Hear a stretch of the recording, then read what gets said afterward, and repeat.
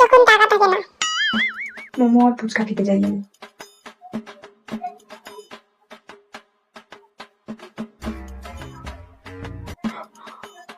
আমার কাছে তো 1 টাকাও নাই, আমি এখন খাবো কিভাবে?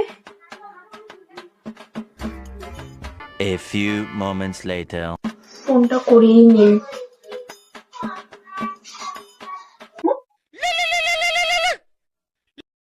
Hello baby. বাবা, আজকে আবার তুমি ফোন করেছো আমাকে? যাওয়ার ঠাকুরা ভুলে গেলে নাকি? আবার বেবি বলছো?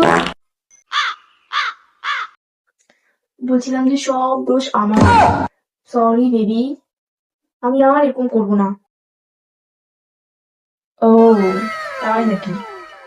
হ্যাঁ, আমি আমার ভুল বুঝতে পেরেছি। সরি। না না, আর সরি বলতে হবে না। তুমি আমাকে ফোন করেছো, এটাই আমার কাছে অনেক।